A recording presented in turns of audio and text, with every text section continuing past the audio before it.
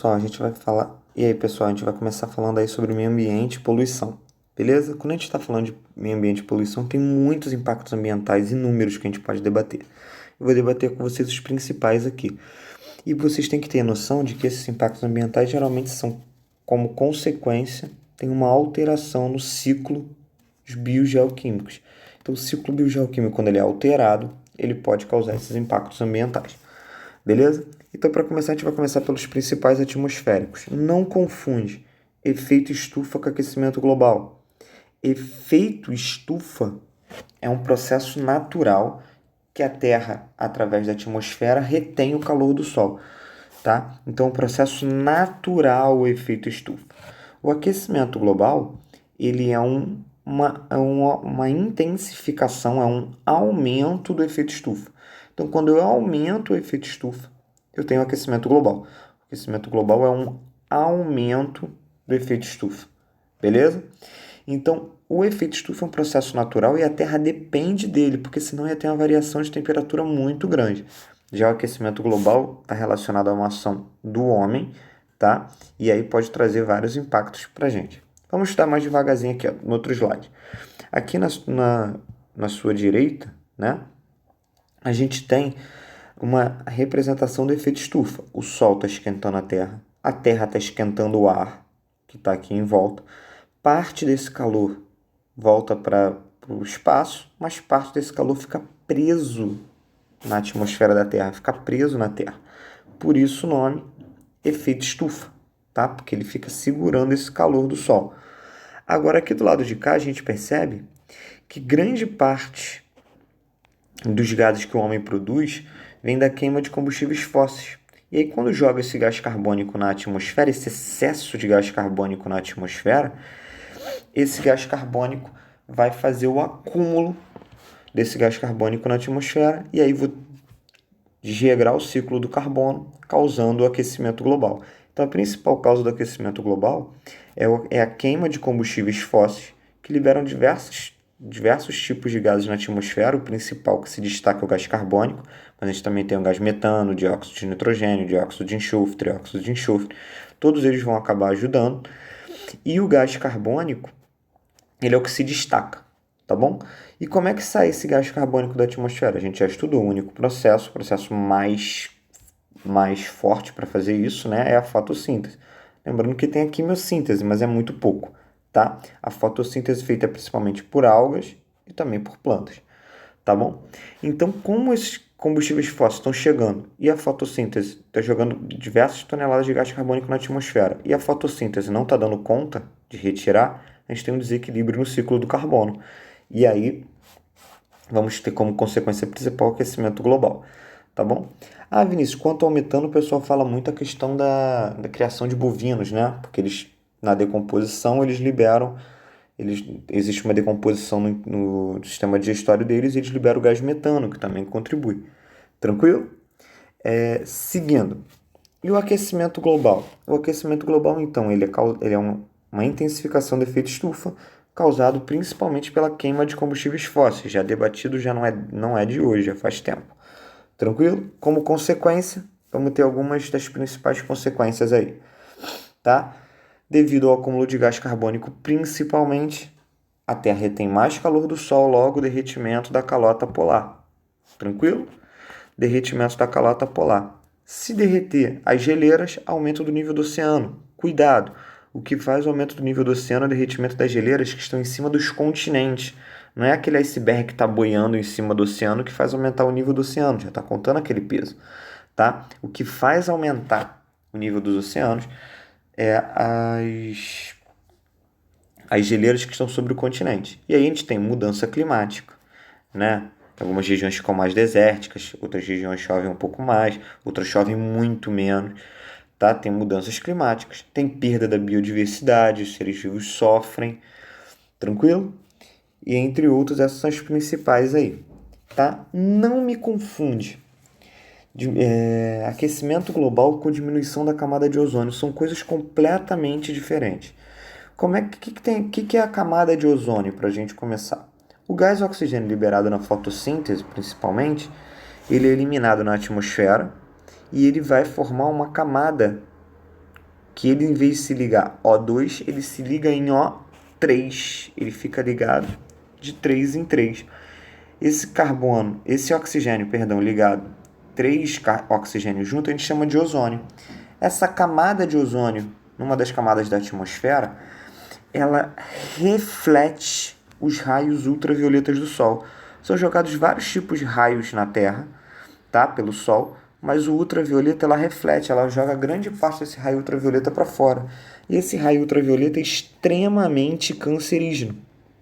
Então, por ele ser extremamente cancerígeno, ele pode causar vários problemas na gente, principalmente câncer de pele, tá? Mas pode causar cegueira, pode causar problemas de pele, tá bom? Pode matar algumas espécies de animais, algumas espécies de plantas, de outros seres vivos também, tá? Então a perda de biodiversidade também vai estar presente como consequência. Como é que acontece essa diminuição da camada de ozônio? Devido à liberação de um gás chamado CFC, o CFC é o cloro, flúor, carbono, cloro, flúor, carbono, jogado principalmente por ar-condicionados antigos, geladeiras antigas, aerossóis antigos. Quando eles são jogados na atmosfera, eles reagem com o gás ozônio e eles transformam o gás ozônio em gás oxigênio, em O2.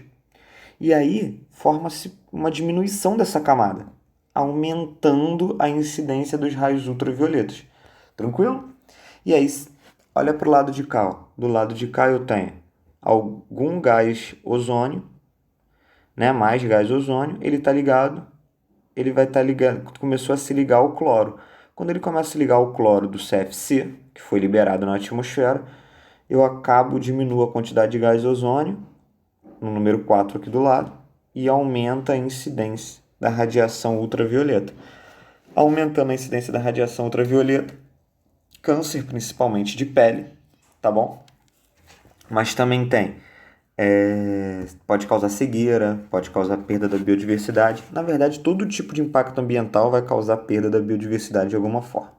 Tranquilo? Aí um exemplo da camada de ozônio, aumentando o buraco da camada de ozônio aí. Tá bom? Uma reportagem antiga. Seguindo, inversão térmica. Inversão térmica é um processo natural. O problema é a inversão térmica com a poluição. Como assim, Vinícius? Vocês já aprenderam em física que o ar mais quente ele é menos denso, o ar mais quente ele é menos denso e sobe. Então o Sol esquentou o chão, né, a superfície esquenta o ar ali perto e esse ar sobe, enquanto o ar mais frio desce. Quando a gente coloca isso na poluição, o ar mais quente, quando ele sobe, o ar mais quente da cidade, quando ele sobe, ele espalha a poluição e não deixa a poluição toda concentrada em cima da superfície. Ele espalha por vários estratos da atmosfera. Tranquilo?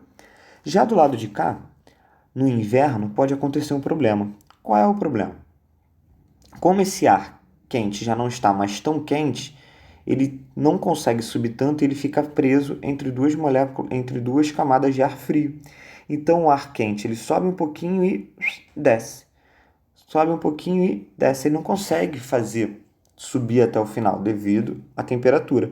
E aí o que acontece? A poluição ela fica toda concentrada nas primeiras camadas da atmosfera, ou seja, não espalha a poluição. Então existe uma concentração da poluição. E aí pode trazer problemas respiratórios, pode trazer perda da biodiversidade também, né? A concentração dessa poluição. Pode trazer diversos impactos aí pra gente. Problema de rinite, né? Problema respiratório, sinusite aumenta devido a esse fenômeno de inversão térmica. Então a inversão térmica ela é um fenômeno natural, só que quando acontece misturado com a poluição fica toda concentrada aqui nas primeiras camadas da atmosfera, que é onde a gente vive. Beleza? E aí, próximo, chuva ácida. Primeira coisa, toda chuva é ácida, tá? Devido ao gás carbônico natural que tem na atmosfera. O problema, devido à queima de combustíveis fósseis e principalmente gases à base de enxofre, dióxido de enxofre, esses gases vão para a atmosfera, reagem com a água, com o vapor d'água na atmosfera e quando essa chuva cai, ela cai mais ácida. Vinícius, sinistro, o ácido de cair na minha pele, corroer e destruir. Não, não é isso. Quando essa chuva ácida cair, ela pode tirar a proteção natural da pele? Pode, mas ela vai provocar acidez de regiões, a acidez do solo, a acidez da água, matar fungos, matar bactérias que fazem a decomposição, atrapalham o ciclo da matéria, beleza? Ela pode cair em cima de estátuas e monumentos, causando problemas, né? Destruindo estátuas e monumentos, obras de engenharia. Também pode ter a perda da biodiversidade, principalmente animais e vegetais com a pele muito fina, seres com a pele muito fina, com a proteção mais fina. Né? No caso dos animais, por exemplo, os anfíbios sofrem bastante. Tá?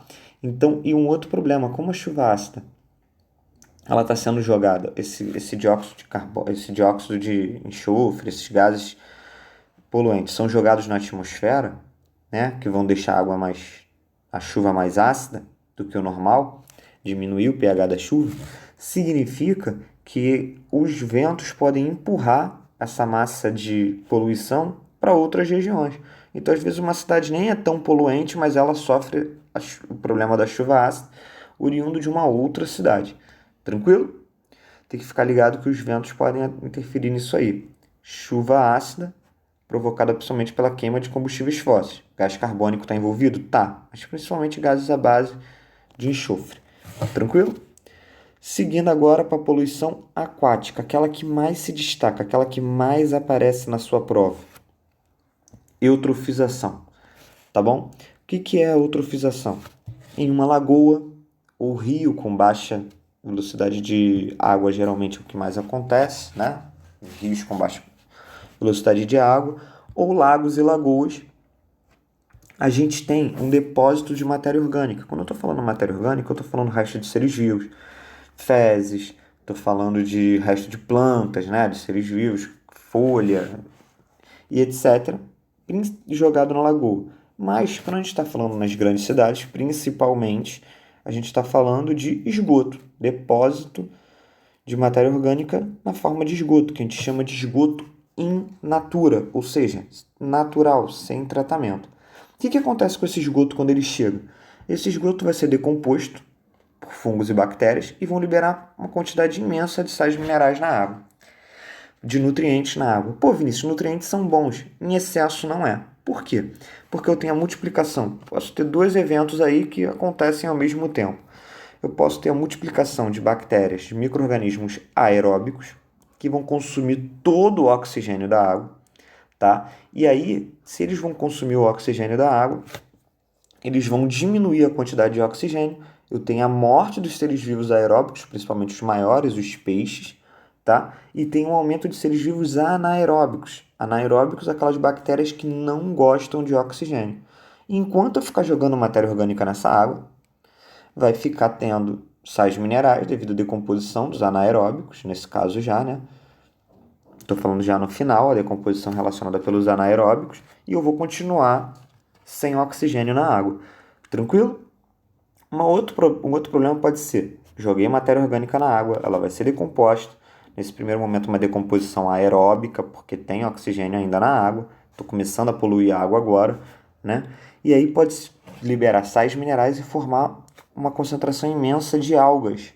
Pode ser tanto macroalgas quanto microalgas. E essa concentração imensa de algas impede que a luz chegue nas camadas mais profundas da lagoa.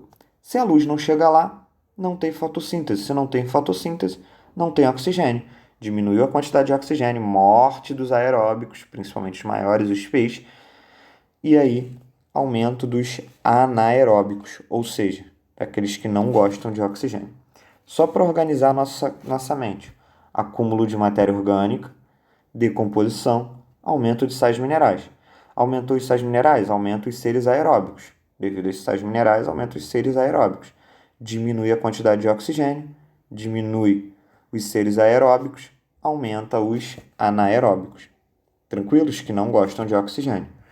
Ou, né, lembrando que pode acontecer tudo ao mesmo tempo, e acontece tudo ao mesmo tempo, acúmulo de matéria orgânica, decomposição, sais minerais, aumento de algas, podem ser macro ou microalgas, que vão diminuir a passagem da luz, diminuiu a fotossíntese, se diminui a fotossíntese, diminui o oxigênio, diminuição de aeróbicos, aumento de anaeróbicos, tá? Aqui tá errado. Aqui tá errado, escrevi errado. Aqui é aumento de anaeróbicos. Vou até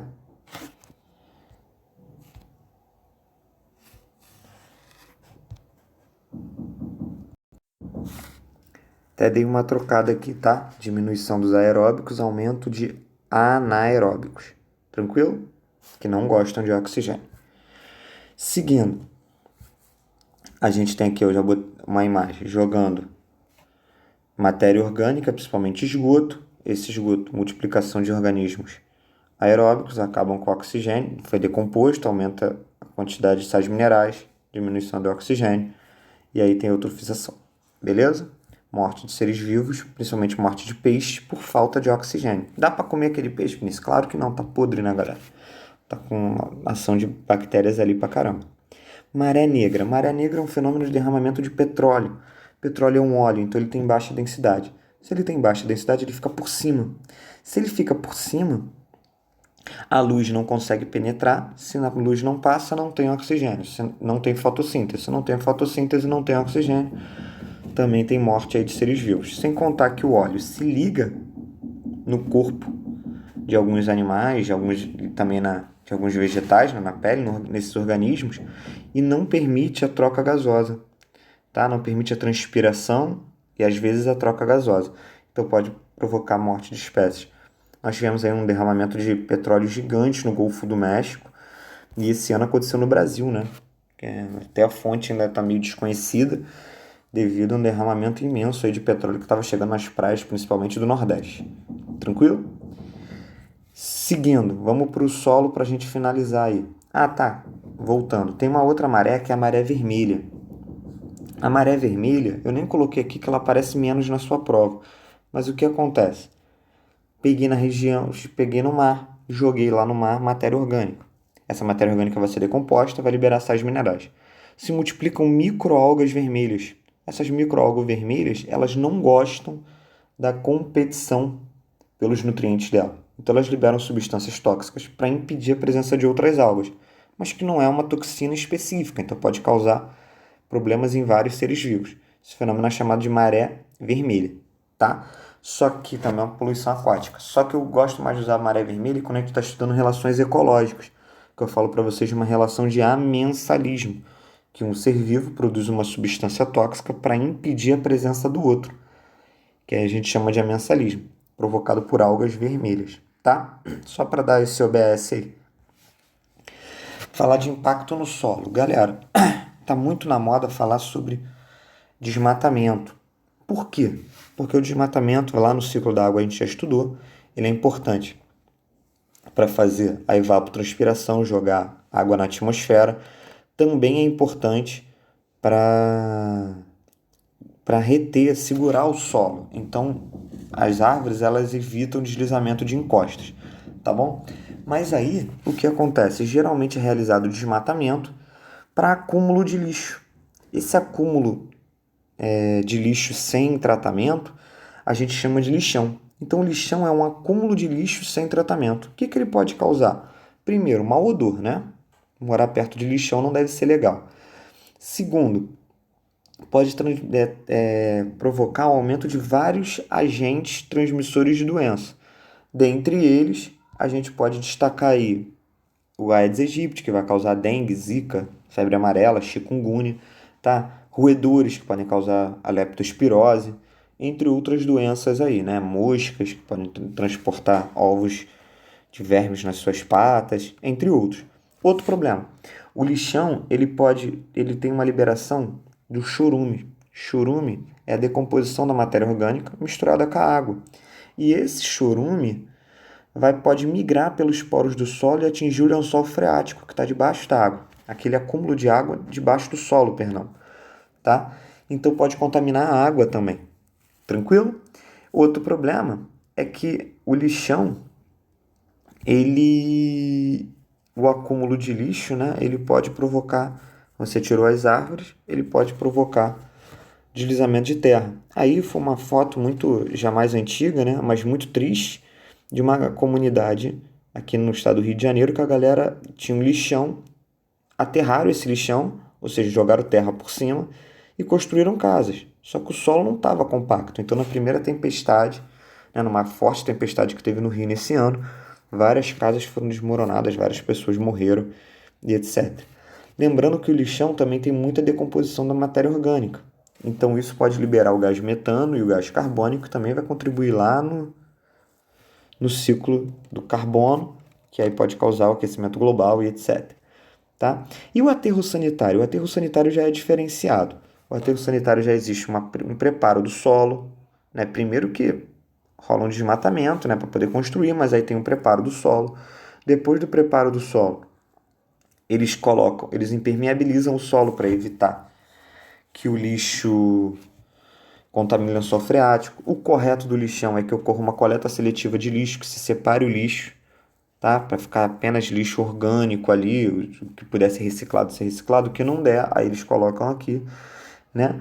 E aí eles colocam esses tubos para facilitar a saída do metano, dos gases liberados da decomposição e também a drenagem, né? Existe também a drenagem do chorume. Então, esse solo preparado, esse lixo preparado, tratado, a gente chama de aterro sanitário. Então, nem todo lugar que a gente chama de aterro sanitário aí no Brasil, né, no Rio de Janeiro, no Brasil, é realmente um aterro sanitário. É um lixão que o pessoal chama de aterro sanitário. Cuidado para não confundir. Lixão, acúmulo indiscriminado de lixo. Aterro sanitário já é um terreno preparado para receber esse lixo e o lixo também geralmente já é tratado, já é preparado, tá? Aqui eu coloquei a política dos 3 R's, que é uma política que o pessoal tenta para tentar diminuir os impactos do lixo, né? Que é reduzir, reutilizar e reciclar. Reduzir consiste, né, em evitar a produção de resíduos, então tentar reduzir o máximo a produção de resíduos, tentar reduzir o nosso... Aqui está muito relacionado também ao nosso consumo, né? Esse consumo desenfreado ele vai gerar cada vez mais lixo, então consumismo desenfreado ele vai acumular mais lixo. Tá? Reutilizar o que der para ser reutilizado. Então, o que é reutilizar? É utilizar um produto mais de uma vez para o mesmo fim ou para um outro fim. Ou seja, quando você pega lá uma garrafa PET, corta ela ao meio, usa como porta-lápis, porta-caneta, etc., você está reutilizando o material, ele não está indo para o lixo tão rápido. Tá? E reciclar. Reciclar geralmente está relacionado a uma transformação química, né? É recuperar os componentes daqueles resíduos ali para tentar transformá-los em outras coisas. Reduzir, reutilizar e reciclar são os 3 R's. Mas, galera, para a questão do lixo, muito se discute a questão de ter que se diminuir o consumo desenfreado. O consumismo desenfreado, ele vai sempre estar, de um lado, extraindo muito da natureza, provocando muita extração de materiais da natureza, e do outro lado acumulando lixo. Tranquilo? Aí, para facilitar também, a galera pede, né, para a gente poder fazer a nossa parte, é tentar fazer a coleta seletiva de lixo. Então, separar o lixo. Vinícius, não adianta eu separar se a minha cidade ainda não busca esse lixo separado. É um problema, mas se você der uma procurada aí na internet, existem alguns postos de coleta de lixo separado. Isso aí a gente pode fazer a nossa parte. Tranquilo? Na escola, no prédio, né, no seu prédio, na sua casa, dá pra gente fazer a nossa parte. Tranquilo? Galera, espero que tenham curtido. Valeu, até a próxima.